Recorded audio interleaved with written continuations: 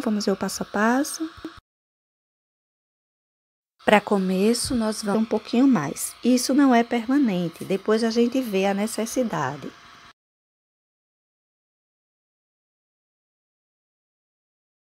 Que são mais detalhadas, eu costumo usar pincel 4, 2, 0, ou seja, de 4 abaixo. Raramente eu uso pincéis maiores. E no centro dela, verde pistache. Tô passando agora direitinho isso aí.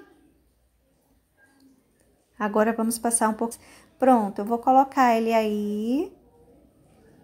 Estender um pouquinho, deixando excesso mesmo. Tô acrescentando um pouquinho mais de branco aí. Pode deixar manchadinho, aí manchar um pouquinho, fazer uma divisa mais ou menos nesse meio. Dentro dela, para dar uma harmonia maior nesse tom de fora e de dentro. E, gente, eu só vou terminar de ajeitar esse branquinho e unir ele a essa parte de baixo, fazendo aí agora.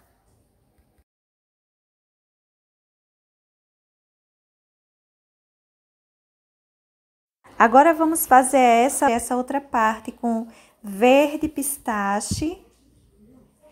Forte, ele tem uma cor mais quente.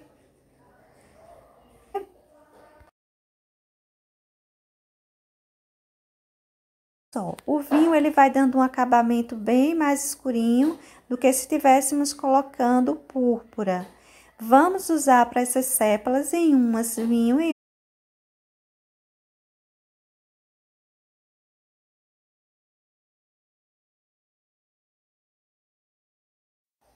vai espalhando, vai unindo, mas não vá crescendo demais esse vinho para dentro da sépala, porque depois a gente vai fazer tipo as nervuras e será com vinho. E se você tiver levado muito vinho aí para dentro, aí não vai ficar bom, gente, vai ficar tudo escuro demais.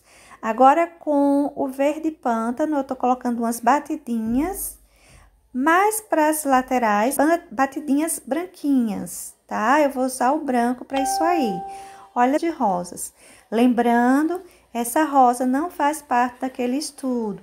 Ela está completamente fora daquilo ali. Embora seja, veja que eu vou espalhar ela para os dois lados. Vou fazer como um sombreado, puxando para os dois lados.